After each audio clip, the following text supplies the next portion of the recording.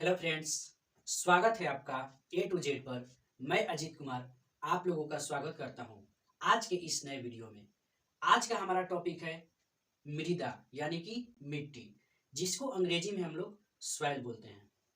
आज हम मृदा के बारे में सभी महत्वपूर्ण पहलू को ध्यान से पढ़ेंगे तथा इसके बारे में हम लोग जानेंगे और समझेंगे।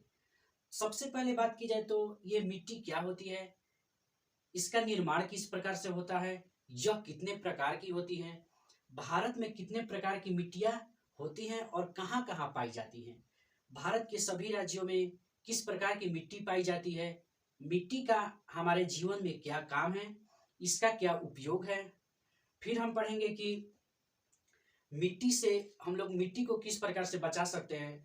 आज के अगर समय में हम लोग देखें तो हमारा मिट्टी का जो है अपरदन हो रहा है, यानी कि कटाव हो रहा है, बहाव हो रहा है। तो इसको किस प्रकार से रोकेंगे। और आज ये जो हम मिट्टी पढ़ेंगे तो इतनी डिटेल में पढ़ेंगे कि शायद इससे पहले आपने कभी इतना पढ़ा होगा। तो चलिए स्टार्ट करते हैं हम लोग मिट्टी के बारे में। सबसे पहले तो सॉइल, इसको मिट्टी को इंग्लिश में सॉइल बोलते हैं, मिट्टी को ही मृदा भी बोलते हैं। तो सबसे पहले तो मिट्टी होती क्या है। तो मिट्टी जो है हमारी जमीन पर दानेदार कण वाली पतली परत होती है, यानी कि जो हमारा जमीन है ऊपर का जो सतह है धरती का, इस पे ये जो दाने दाने दार जैसे जो पतली एकदम से परत होती है, छोटी एकदम से महीन, उसी को हम लोग मिट्टी कहते हैं। उसके बाद पृथ्वी पर जितने भी पेड़ पौधे हैं, पृथ्वी पर जो पेड़ पौधे हैं, घास हैं, झाड़ियां हैं, उन सभी के लिए क्या मिट्टी आवश्यक है। यहाँ तक कि हम मनुष्यों के लिए भी मिट्टी आवश्यक है। पौधे जो अपना भोजन बनाते हैं वो मिट्टी से ही भोजन और खनिज पदार्थ जो है मिट्टी से ही अपने लेते हैं। उसके बाद हम बात करते हैं मिट्टी के निर्माण में। तो मिट्टी का निर्माण किस प्रकार होता है। बोल रहे हैं कि अनेक प्रकार के जीव जंतु, खनिज पदार्थ, पेड़ पौधे, पानी और ये सब के अवशेष से। तो चलिए कहने को तो यहाँ पे हमने निर्माण के लिए सिर्फ एक लाइन लिखा है, लेकिन ये जो मिट्टी बनने की प्रक्रिया होती है सैकड़ों हजारों साल में कम से कम मिट्टी बनती है। तो किस प्रकार से मिट्टी बनती है, यानी कि इसका निर्माण कैसे होता है। तो क्या बोल रहा है, जैसे कि पेड़ पौधे हो गए, जीव जंतु हो गए, अवशेष मतलब ये सब के अवशेष, यानी कि इन सभी के जो मरते हैं उनके जो अवशेष होते हैं उन्हीं सभी से मिट्टी का निर्माण होता है। इसको और हम लोग विस्तार में जाने तो मिट्टी जो है पृथ्वी का तो सबसे ऊपरी परत है, ये तो हम लोगों को मालूम है। उसके बाद इसके निर्माण की बात की जाए तो इसकी प्रक्रिया बहुत हजारों सालों में होती है। जैसे कि मान ले कि सबसे बड़ा एक पहले चट्टान रहता है, सबसे पहले एक बड़ी सी चट्टान होती है, फिर उसमें टूट फूट होता है कुछ हवा से, पानी से, यानी कि भौतिक तथा रासायनिक परिवर्तन की वजह से उसमें टूट फूट होता है। फिर उसके बाद कुछ सालों में वो जो होता है चट्टान धीरे धीरे टूटकर छोटे छोटे आकारों में लेता है। फिर वो आकार धीरे धीरे टूटकर उससे भी छोटे छोटे आकार लेते हैं। फिर वैसे करते करते बहुत हजारों साल के बाद हमारा जो ये मिट्टी होता है उसका निर्माण होता है। इस मिट्टी के जो निर्माण में है, जो पोषक तत्व के रूप में है, मिट्टी में क्या क्या पाए जाते हैं। तो ह्यूमस, वायु हो गया, जल हो गया और सूक्ष्म जीवाणु, ये सब जो हमारे मिट्टी में पाए जाते हैं। पेड़ पौधा जो है मिट्टी के लिए हमारे बहुत जरूरी है और हम मनुष्यों के लिए इसका क्या क्या उपयोग है। अब आते हैं उपयोग पे। तो इसका क्या क्या उपयोग है, घर को बनाने में, पेड़ पौधों को बढ़ने में, उसके पोषक तत्वों के लिए, घास तथा वनस्पति के जमने में, फसल को उत्पादन होने में, मूर्ति बनाने में, खिलौना बनाने में, ईंट और बर्तन। तो ये सिंपल अगर हम लोग आसपास भी देखो तो मिट्टी का निर्माण कैसे होता है, मतलब कि मिट्टी से किस चीज चीज का निर्माण होता है। तो घर बनता है मिट्टी से, उसके बाद बच्चे के जो खिलौने होते हैं वो सब बनते हैं, पेड़ पौधों के लिए जरूरी है क्योंकि इसके बिना तो पेड़ पौधा रह ही नहीं सकते। उसके बाद बर्तन की बात करें तो बहुत सारे बर्तन बनते हैं। उसके बाद फसल जैसे कि धान, गेहूं, चना, ये सब के लिए भी क्या जरूरी है, मिट्टी जरूरी है। अब बात करते हैं यहाँ पे मिट्टी में अलग अलग प्रकार के कण पाए जाते हैं। जैसे कि हमारा मिट्टी है तो देखते हैं कि कहीं कहीं एकदम एकदम महीन, एकदम जैसे कि जिसको हम लोग धूल बोलते हैं, एकदम धूल कण जैसा कहीं कहीं मिट्टी रहता है, तो कहीं कहीं दानेदार मिट्टी रहता है, तो कहीं कहीं थोड़ा मिट्टी का आकार जो होता है बड़ा होता है, तो कहीं कहीं छोटा छोटा ढेले के आकार की होती है। तो उसी को हम लोग देखते हैं। तो मिट्टी के जो प्रकार होती है, कण है, उसको हम लोग उसके चार प्रकार होते हैं। कौन कौन से, एक होता है मृतिका, एक होता है गाद, एक होता है बालू और एक होता है बजरी। इंग्लिश में इसको क्या बोलेंगे? क्ले बोलेंगे। गाद को सिल्ट, उसके बाद बालू को सैंड और बजरी को ग्रेवल।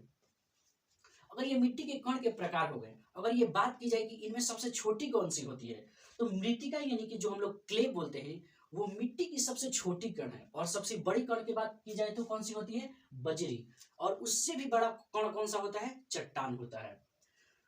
अब उसके बाद यहाँ पे हमने समझाया है, देखिए मृतिका कौन सी होती है। सबसे पहले तो मिट्टी के परत को हमने यहाँ पे अच्छी प्रकार से लिखा है। जैसे कि मान लीजिए कि ये हमारा जो धरती है, धरती का कुछ जो परत है मिट्टी वाली परत, उसको हमने इतना भागों में बांट दिया है। अब सबसे ऊपर तो पेड़ पौधे, घास, वनस्पति ये सब रहेंगे, तो उसको हमने हरे से लिखा है। और क्या लिखा है? प्लांट्स। ये सब तो पेड़ पौधे प्लांट्स हो गए। उसके बाद जो नीचे वाली होती है धूल कण वाली जो होती है मिट्टी, उसको हम लोग बोलते हैं क्ले यानी कि मृतिका। वो जस्ट पेड़ पौधे के नीचे होती है। और उसके नीचे बात की जाए तो ह्यूमस। ह्यूमस क्या होती है उसके बारे में भी हम अभी बताएंगे। अब आते हैं तो सिल्ट यानी कि गाद होती है। सबसे छोटी कण जो ये होती है। उसके बाद ये, उससे बड़ा, फिर इससे बड़ा सैंड, फिर उसके बाद ग्रेवल और सबसे बड़ा चट्टान। और चूंकि चट्टानों से ही हमारा मिट्टी का निर्माण होता है, तो आप इस प्रकार से भी देख सकते हैं। इसके टूट फूट से बजरी, बजरी के टूट फूट से बालू, बालू के टूट फूट से गाद और गाद के टूट फूट से मृतिका एकदम की चिकनी मिट्टी। तो उसके बाद बात की जाए तो ये हमारा गाद के बाद जो सबसे बड़ा रूप हो गया बालू। अब बालू के बाद जो होता है बजरी, यानी कि इसको कंकड़ भी बोल सकते हैं, जो छोटा छोटा कंकड़ हो गया या ढेला हो गया। और उसके बाद क्या होता है? चट्टान। ठीक। अब आगे हम लोग बात करते हैं ह्यूमस। चूंकि मिट्टी में हम लोग जब पढ़ेंगे तो बार बार ह्यूमस शब्द आएगा, इसीलिए हमने यहाँ पे उसको समझाने का प्रयत्न किया है। तो चलिए, ह्यूमस क्या है? तो ह्यूमस एक काले रंग का कार्बनिक पदार्थ है। ह्यूमस क्या है? एक काले रंग का कार्बनिक पदार्थ है। और इसका निर्माण कैसे होता है, मतलब ह्यूमस होता क्या है? तो बोल रहे हैं कि मृदा में जो पेड़ पौधे, जीव जंतु एवं अन्य सड़े गले जो पदार्थों के अवशेष होते हैं, उसी को क्या बोलते हैं हम लोग? ह्यूमस बोलते हैं। यानी कि क्या होता है, जो हमारे पेड़ पौधे, जो पेड़ पौधे होते हैं, जीव जंतु होते हैं, जब वो सड़ जाते हैं और वो पूरी तरह से मिट्टी में मिल जाते हैं, तो वहां की जो मिट्टी होती है उसमें ह्यूमस आ जाती है। अगर वैसे भारत में बात की जाए तो भारत में जो मिट्टी होती है उसमें ह्यूमस की मात्रा बहुत कम होती है। लेकिन कुछ कुछ ऐसे राज्य हैं जिनमें की ह्यूमस की मात्रा अधिक होती है। फ्रेंड्स, जैसे कि मिट्टी के निर्माण में हमने पढ़ा कि इसमें बहुत सारे जो हमारे हजारों सालों लगते हैं और किस प्रकार से इसका निर्माण होता है। तो इसके निर्माण की जो प्रक्रिया होती है उसमें कुछ तत्व होते हैं जो कि निर्माण में इनकी भूमिका निभाते हैं। जैसे किसी स्थान की, जैसे कि मान लीजिए कोई स्थान है, वहां का जो मिट्टी है उसके निर्माण में क्या क्या होगा, क्या क्या जरूरत होगी। जैसे हमने पढ़ा कि मिट्टी का निर्माण किस प्रकार से होता है, वो तो हमने पढ़ लिया। लेकिन अब हम क्या पढ़ेंगे कि कहीं का मान लीजिए मिट्टी है, उसका निर्माण में कौन कौन सी चीजें जरूरत होती है।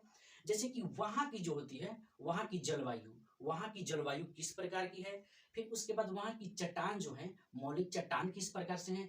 फिर वहां का क्षेत्र जो है, क्षेत्र किस प्रकार का है। फिर वहां का वातावरण, क्या वहां पे ठंड है या सर्द है। इस प्रकार की वहां पे जलवायु होती है। किस प्रकार के वहां पे वनस्पति पाए जाते हैं, यानी कि पेड़ पौधे, छोटे पेड़ पौधे पाए जाते हैं कि बड़े पेड़ पौधे पाए जाते हैं। वहां पे सूक्ष्म जीवाणु जो होते हैं, छोटे छोटे जीव जंतु, इन सभी का भी जो महत्वपूर्ण होता है मिट्टी के निर्माण में। फिर वहां की क्षेत्र की जो ऊंचाई है, यानी किसी क्षेत्र की जो कितनी ऊंचाई है, इन सभी, और उसका कितना ढाल है, ये जो सब हमारा है ना, मिट्टी के निर्माण में एक महत्वपूर्ण भूमिका निभाता है। इन सभी के कारण ही हमारा जो मिट्टी का निर्माण होता है उसमें इसका बहुत योगदान है। ये आपको बात जानकर एक हैरानी हो गई कि जो हमारा 1 सेंटीमीटर, लगभग लगभग 1 सेंटीमीटर की बात की जाए तो 1 सेंटीमीटर मोटी जो मिट्टी का परत होता है उसको बनने में हमें सैकड़ों से हजारों साल लग जाते हैं। ये बात हमें पता नहीं होती है, लेकिन जो 1 सेंटीमीटर जो मोटी इसका मिट्टी होता है परत, उसको बनने में हमारा सैकड़ों यानी कि हजारों साल तक लग सकते हैं। अब आइए, यहाँ पे हमने लिखा है विश्व मृदा दिवस। यानी कि चूंकि हमने कहा कि मिट्टी के बारे में हम लोग सभी चीजों को जानकारी हासिल करेंगे, तो उसी प्रकार से हमने यहाँ पे क्या लिखा है, विश्व मृदा दिवस। यानी कि हम लोग पूरे विश्व में मिट्टी दिवस कब मनाते हैं, तो 5 दिसंबर को हम लोग मिट्टी दिवस मनाते हैं, यानी कि वर्ल्ड सॉइल डे। किस दिन मनाते हैं? 5 दिसंबर को।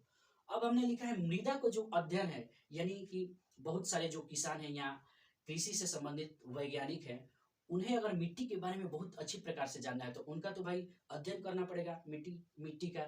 तो वही जो मिट्टी का अध्ययन होता है उसको हम लोग बोलते हैं पेडोलॉजी।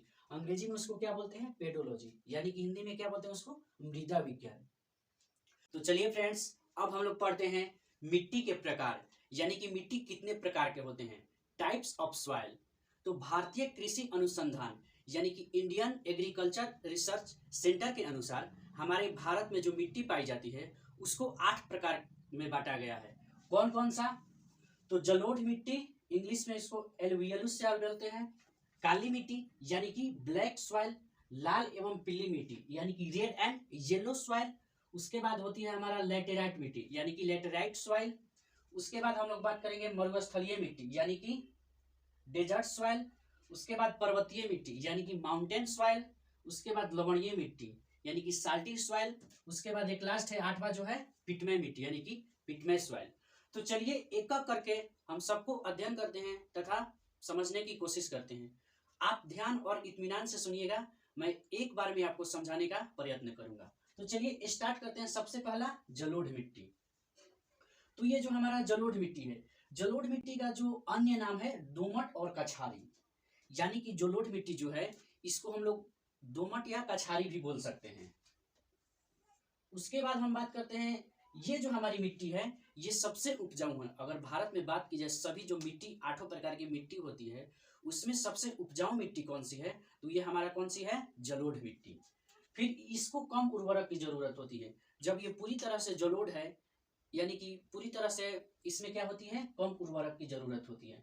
फिर बोल रहा है कुल क्षेत्रफल का 40% भाग पर, यानी कि जो हमारा इंडिया में जो सभी प्रकार की मिट्टी होती है 100% में, उसमें इसका जो भाग है 40% पर अकेले ये हमारा जलोढ़ मिट्टी पाई जाती है।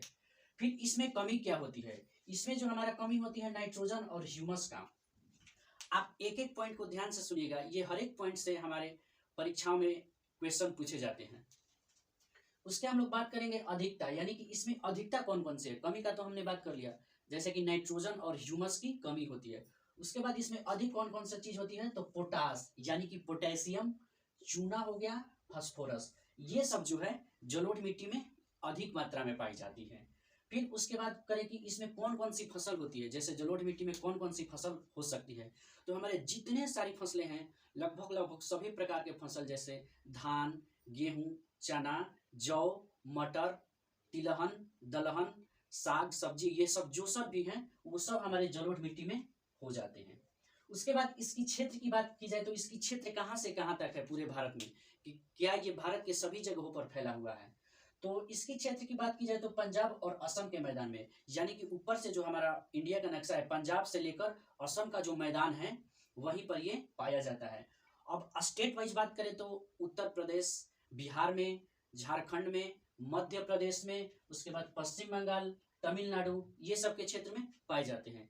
यानी कि जलोढ़ मिट्टी कहने का मतलब हुआ जहां पर आपको नदी रहेगी, भारत में जहां कहीं भी नदी रहेगी उसके आसपास जलोढ़ मिट्टी पक्का पाई जाएगी।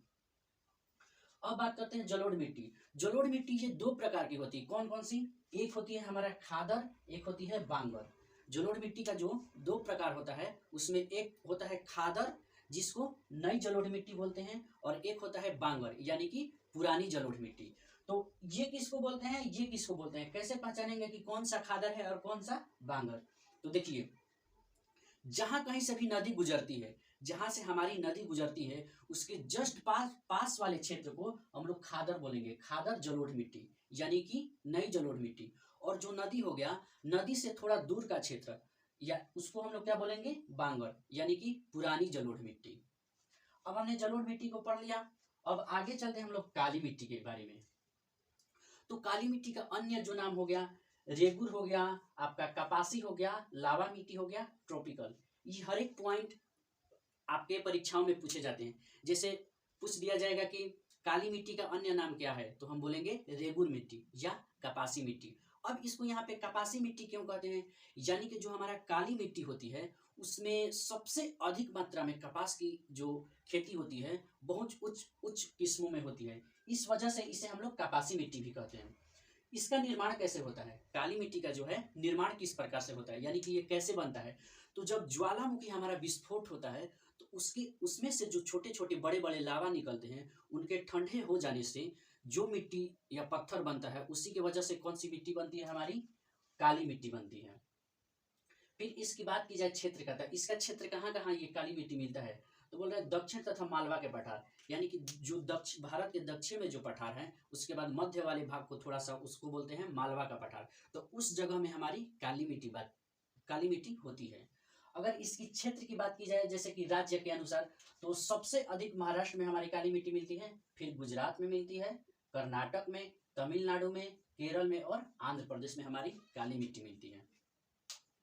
उसके बाद इसका बात करें तो काला रंग क्यों होता है, जैसे कि मान लीजिए काली मिट्टी का काला रंग क्यों होता है, अगर आपसे ये सवाल पूछ दिया जाए तो इसका एक वजह है टिटेनीफेरस मैग्नेटाइट, एक प्रकार का हमारा जो रसायन है, इसी के वजह से काली मिट्टी का काला रंग होता है। उसका क्या नाम है रसायन का, टिटेनीफेरस मैग्नेटाइट, इसी के वजह से काली मिट्टी का काला रंग होता है। अब हम लोग आगे बात करते हैं इसमें कमी किस किस चीज की रहती है, तो इसमें भी नाइट्रोजन और ह्यूमस की कमी रहती है। उसके बाद ये बोल रहा है कि पानी सोखने की क्षमता अधिक होती है, बहुत महीन कण मृतिका से बनी होती है, यानी कि जो हमारी काली मिट्टी है ये बहुत महीन कण यानी कि एकदम छोटे छोटे कणों से मिलकर बनी होती है, और जब ये छोटे छोटे कणों से मिलकर बनी होती है तो इनमें पानी सोखने की क्षमता बहुत अधिक होती है, यानी कि काली मिट्टी में पानी सोखने की क्षमता अधिक होती है। क्यों, क्योंकि एकदम छोटे छोटे महीन कणों से बने होते हैं।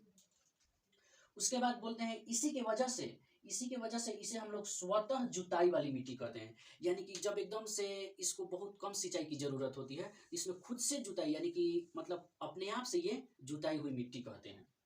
फिर इसकी बात की जाए तो उत्तर भारत में, जैसे कि ये जो हमारी काली मिट्टी है उत्तर भारत में तो पाई नहीं जाती है, दक्षिण के भारत में और मध्य के भारत में कुछ पाई जाती है, तो यही उत्तर भारत में जो है इसको हम लोग केवाल के नाम से जानते हैं, यानी कि काली मिट्टी को उत्तर भारत में क्या बोलेंगे, केवाल। अब चलते हैं हम लोग, काली मिट्टी के बारे में हमने पढ़ लिया, अब चलते हैं हम लोग लाल एवं पीली मिट्टी यानी कि रेड एंड येलो सॉइल। तो इसका निर्माण जो होता है कयांत्रित सेल के टूट फूट से, यानी कि जो हमारे चट्टान होते हैं उसके टूट फूट से, रगड़ से, उसके वजह से हमारी लाल और पीली मिट्टी का निर्माण होता है। उसके बाद हम लोग बात करते हैं इसमें मात्रा किसकी अधिक होती है, इसमें लोहा और सिलिका की मात्रा अधिक होती है, यानी कि जो लाल और पीली मिट्टी होती है उसमें लोहा और सिलिका की मात्रा अधिक होती है। उसके बाद हम लोग बात करें कि फेरिक ऑक्साइड के कारण लाल रंग, जैसे कि हमने यहाँ पे पढ़ा कि काली मिट्टी का काला रंग क्यों होता है, तो क्यों होता था, टिटेनीफेरस मैग्नेटाइट के कारण, तो उसी प्रकार से लाल एवं पीली मिट्टी का इसका लाल रंग क्यों होता है या पीला रंग क्यों होता है, तो उसमें एक फेरिक ऑक्साइड हमारा रसायन होता है, फेरिक ऑक्साइड रसायन के कारण ही हमारा इसका जो होता है लाल रंग होता है, और जब ये भीगा हुआ रहता है तो लाल रंग रहता है, लेकिन जब ये सूख जाता है तो यही मिट्टी पीला हो जाता है, इसी वजह से इसको लाल एवं पीली दोनों मिट्टी कहते हैं। अब बात की जाए इसका विस्तार कहाँ है, तो इसकी लाल एवं पीली मिट्टी का बात की जाए, इसका विस्तार जो है हमारा छत्तीसगढ़, उड़ीसा, कर्नाटक में, आंध्र प्रदेश में, तमिलनाडु में और झारखंड में, यानी कि इन सब राज्यों में हमारा ये मिट्टी पाई जाती है। अब इसमें इसमें किस प्रकार की फसलें होती हैं, तो इसमें बाजरा का जो फसल होती है इसमें सबसे अच्छी मात्रा में होती है, यानी कि लाल एवं पीली मिट्टी में अगर हम बाजरा रोपेंगे तो हमारा बहुत अच्छी प्रकार से बाजरा होगा। अब इसमें कमी की बात की जाए तो इसमें भी नाइट्रोजन और ह्यूमस की कमी पाई जाती है। अगर आप ध्यान से देखें तो नाइट्रोजन और ह्यूमस की कमी लगभग सभी मिट्टियों में पाई जाती है, और इससे हमने पहले ये भी बता दिया कि भारत को जो मिट्टी होती है उसमें ह्यूमस की मात्रा बहुत कम होती है, ना के बराबर। अब बात करते हैं हम लोग लेटेराइट मिट्टी का, तो लेटेराइट मिट्टी को हम लोग मखरली मिट्टी भी कहते हैं, यानी कि अगर हमसे पूछे कि लेटेराइट मिट्टी का अन्य नाम क्या है तो क्या बोलेंगे, मखरली मिट्टी। उसके बाद इसका निर्माण कैसे होता है, तो निछालन एक प्रकार की प्रक्रिया होती है, उसी के प्रकार से हमारा क्या होता है, लेटेराइट मिट्टी का निर्माण होता है। फिर ये कहाँ पर पाया जाता है, तो बोल रहा है उच्च तापमान और अधिक वर्षा वाले क्षेत्र में, यानी कि जहां माने जिस राज्य का टेम्परेचर हाई होता है यानी कि गर्मी की जैसी होती है, और क्या होता है वर्षा वाला क्षेत्र है, यानी कि जो वर्षा वाला क्षेत्र होता है उसी वाले राज्य में हमारा लेटेराइट मिट्टी होती है। उसके बाद आगे बात करते हैं, तो इसमें फेरिक ऑक्साइड और एल्युमिनियम, यानी कि इसमें जो है लोहा और ऑक्सीजन की मात्रा अधिक होती है और एल्युमिनियम की मात्रा अधिक होती है। फिर इसमें बात की जाए लाल रंग, इस लेटेराइट मिट्टी जो होती है ये भी लाल रंग की होती है, तो ये लाल रंग की होती है फेरिक ऑक्साइड के चलते, ठीक। अब इसकी बात की जाए तो इसमें कमी किस किस चीज की होती है, तो वही ह्यूमस और नाइट्रोजन तो होगा ही, एक होता है हमारा चुना भी, यानी कि लेटेराइट मिट्टी में चूना की भी कमी होती है। फिर ये बोल रहा है कि लेटेराइट मिट्टी जब गीली होती है तो दही की तरह लिपलिप होती है। जैसे नहीं देखते हम लोग कहीं कहीं कोई मिट्टी होती है एकदम लिबिर लिबिर जैसे होती है, तो वही लेटेराइट मिट्टी होती है। जब ये गीली होगी ना तो एकदम दही के जैसा लिपलिप होगी, और जब ये पूरी तरह से सूख जाएगी तो एकदम ईंट के जैसा कठोर हो जाएगी। तो हम लोग लेटेराइट मिट्टी कहाँ कहाँ पाई जाती है उसका क्षेत्र देखते हैं। तो हमारा होगा कर्नाटक, तमिलनाडु, आंध्र प्रदेश, उड़ीसा, मेघालय, पश्चिम बंगाल और केरल। यानी कि जो हमारा लेटेराइट मिट्टी का जो क्षेत्र होता है, कर्नाटक हो गया, तमिलनाडु, आंध्र प्रदेश, उड़ीसा, और सबसे अधिक मात्रा में बात की जाए, अगर आपसे पूछ दिया जाए कि लेटेराइट मिट्टी भारत के सबसे अधिक किस राज्य में मिलती है, तो हम लोग क्या बोलेंगे, केरल। केरल का जो मलाबार क्षेत्र तट होता है वहां पे लेटेराइट मिट्टी सबसे अधिक मात्रा में मिलती है। उसके बाद इस लेटेराइट मिट्टी में कौन कौन सी फसलें होती हैं, तो हमारे गरम मसाले जो हो गए, जैसे इलायची हो गए, इलायची हो गया, कपास हो गया, गन्ना हो गया और चाय लेटेराइट मिट्टी में पाई जाती है। तो यहाँ पे हमने लिखा भी है फसल में कौन सा, कपास हो जाएगा, गन्ना हो जाएगा, चाय हो जाएगा, काजू हो जाएगा और इलायची हो जाएगा।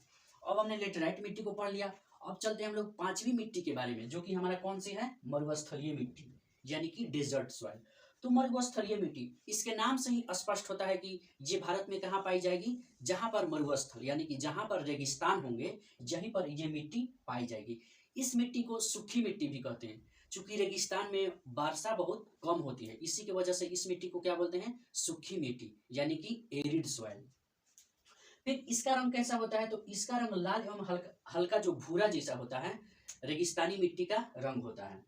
फिर यह देखने में जो है ना, ये देखने में हमारी बलुई होती है, यानी सच में ये बालू की तरह होती ही है जो मिट्टी होती है। उसके बाद इसकी प्रकृति जो होती है यानी कि लवणीय होती है, यानी कि इसको चखने पर नमक के जैसा लगेगा। फिर ये क्षेत्र जो है, क्षेत्र हमने बता ही दिया, जहां पे लंबी और शुष्क ऋतु रहेगी, अल्प वर्षा, यानी कि जहां पर कम बारिश होगा और बहुत समय से सूखा पड़ा हुआ है, मतलब कि सूखे क्षेत्र में इस मिट्टी का निर्माण होता है। फिर अगर इसका स्टेट वाइज जगह स्थान देखा जाए, तो ये जो हमारे होती है पश्चिमी राजस्थान में होती है, सौराष्ट्र में होती है, कच्छ में होती है, यानी और दक्षिण जो हरियाणा है, पंजाब है, उन सभी में हमारी मरुस्थलीय मिट्टी का अंश पाया जाता है। अब इसको समझ लिया, अब चलते हैं पर्वतीय मिट्टी यानी कि माउंटेन सॉइल। तो इसके नाम से भी स्पष्ट है कि ये मिट्टी हमारी कहाँ पर पाई जाएगी, पहाड़ों पर। पहाड़ों पर जो मिट्टी पाई जाएगी उसे पर्वतीय मिट्टी कहेंगे। तो ये हमने यहाँ पे क्षेत्र लिखा भी है, हिमालय पर्वतीय क्षेत्र में, यानी कि हमारे भारत में पर्वत कहाँ पर है, ऊपर में हिमालय जैसा पर्वत हो गया, और बीच में जो अरावली और दक्षिण भारत की कुछ पहाड़ियां हैं वहीं पर ये मिट्टी पाई जाएगी। तो उसके क्या बोल रहा है, इसमें कंकड़ एवं पत्थर की मात्रा अधिक होती है। तो सिंपल बात है, जो पर्वतीय मिट्टी होगी तो पर्वत और पहाड़ पर क्या होते हैं, छोटे छोटे कंकड़, बालू, गिट्टी, ये सब बड़े बड़े जो पत्थर होते हैं, तो इस मिट्टी में यही सब अधिक मात्रा में पाए जाते हैं। इसी की वजह से इसमें जो होता है धान, गेहूं, मक्का, ये सब फसल नहीं होती है। तो इसमें कमी क्या क्या होती है, तो इसमें कमी होती है आपका पोटेशियम, उसके बाद चूना की इसमें कमी होती है, और फास्फोरस की भी। फिर इसमें बात की जाए तो अगर धान गेहूं नहीं होता है तो इसमें किस प्रकार की फसल होती है पर्वतीय मिट्टी में, तो पर्वतीय मिट्टी में जो हमारी बागवानी, यानी कि जो हम लोग बागवानी में हम लोग जो फसल रोपते हैं वही होती है। तो जैसे में चाय हो गया, हमारा गरम मसाला हो गया, गरम मसाला में बहुत प्रकार के हो गए, जैसे लौंग हो गया, इलायची हो गया, आपका तेजपत्ता हो गया, ये सब जो हो गया। और विशेष प्रकार के जो पर्वतीय क्षेत्र में अगर हमें पाएंगे देखेंगे, तो विशेष प्रकार से जहां पर पर्वतीय क्षेत्र होगा वहां पर चाय की मात्रा जो होती है, चाय की खेती बहुत अधिक मात्रा में की जाती है। उसके बाद बोल रहे पॉइंट की झूम की खेती नागालैंड में सबसे अधिक होती है। तो झूम की खेती क्या होती है, झूम कृषि क्या होती है, इसको हम लोग समझते हैं। देखिए, जैसे कि कोई जमीन है, वहां पे हमने एक बार फसल रोपा, जब तक वो उर्वर है, यानी कि जब तक कि वहां मिट्टी फर्टाइल है, वहां पे तो हम लोग आराम से फसल बो सकते हैं और फसल अच्छा होगा। लेकिन कुछ समय के बाद मिट्टी की उर्वरता जो है घट जाती है, तो उसके बाद वहां पे फसल रोपने पर अच्छा नहीं होता है। इसी के वजह से उस मिट्टी को हम लोग 2 साल, 4 साल, 5 साल के लिए उस मिट्टी को छोड़ देते हैं, और 5 सालों में जब उन पे बड़े बड़े छोटे छोटे पेड़ पौधे हो जाते हैं, तो उनको काट कर साफ करके फिर से हम लोग जो नया फसल बोते हैं उसी को क्या बोलते हैं, झूम कृषि। तो आप झूम कृषि को समझ गए होंगे, अगर आपके एग्जाम में आएगा तो आप बता सकते हैं। तो अगर सबसे झूम खेती की बात की जाए तो सबसे अधिक कहाँ होती है, नागालैंड में, और पर्वतीय जो क्षेत्र में होती है झूम की खेती खूब होती है। तो पर्वतीय मिट्टी को हमने समझ लिया। अब सातवीं चलते हैं जो लवणीय मिट्टी यानी कि सॉल्टी सॉइल। तो इसके भी नाम से स्पष्ट है कि जिस मिट्टी में हमारा नमक अधिक होगा, ठीक, उसको हम लोग क्या बोलेंगे, लवणीय मिट्टी। तो यही बोल रहे हैं कि जब मिट्टी में नमक की मात्रा बढ़ जाती है, जब मिट्टी में हमारा अधिक नमक हो जाएगा, यानी कि जो मिट्टी नमकीन लगेगी उसे लवणीय मिट्टी बोलेंगे। तो ये मिट्टी नमकीन कैसे हो जाती है, सब क्यों नहीं होती है। तो जैसे उल्टा पुल्टा जो बहाव होता है नदी का, अपवाह क्षेत्र का इधर उधर हो जाना, उसी की वजह से इस मिट्टी क्या हो जाती है, लवणीय हो जाती है। फिर इसका अन्य नाम बात की जाए, यानी कि लवणीय मिट्टी का अन्य नाम क्या है, तो रेह है, ऊसर है और कलर। ये सब कुछ कुछ बातें हैं जो आपको ध्यान रखना पड़ेगा। तो लवणीय मिट्टी का अन्य नाम रेह, ऊसर और कलर।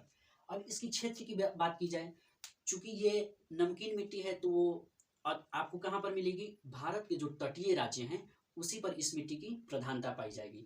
तो सबसे अधिक इसकी बात की जाए तो सबसे अधिक मात्रा में ये गुजरात में पाई जाती है, इसीलिए हमने लिखा है सबसे अधिक जो है ये गुजरात में लवणीय मिट्टी पाई जाती है। अब बात करते हैं इसमें अधिक मात्रा में क्या क्या होता है, तो सोडियम, कैल्शियम, पोटेशियम और मैग्नीशियम। यानी कि सोडियम, कैल्शियम, पोटेशियम और मैग्नीशियम जो होता है वो लवणीय मिट्टी में सबसे अधिक मात्रा में होता है।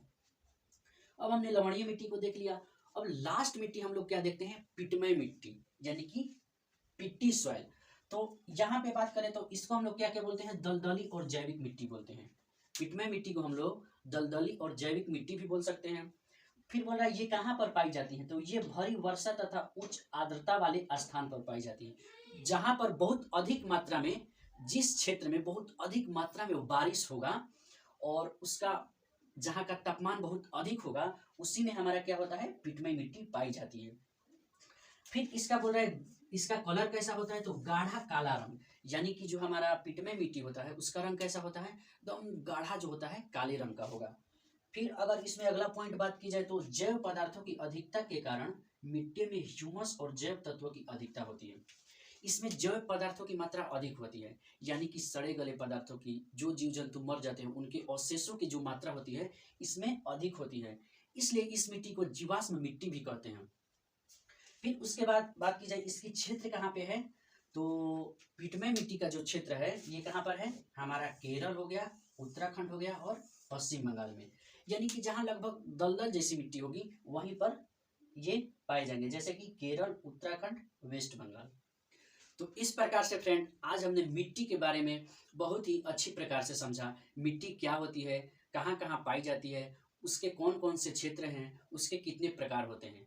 तो मुझे उम्मीद है कि ये वीडियो आपको पसंद आएगा। ऐसे ही वीडियो के लिए हमारे चैनल को लाइक, कमेंट, शेयर और सब्सक्राइब कर सकते हैं। मिलेंगे नेक्स्ट वीडियो में, तब तक के लिए जय हिंद, जय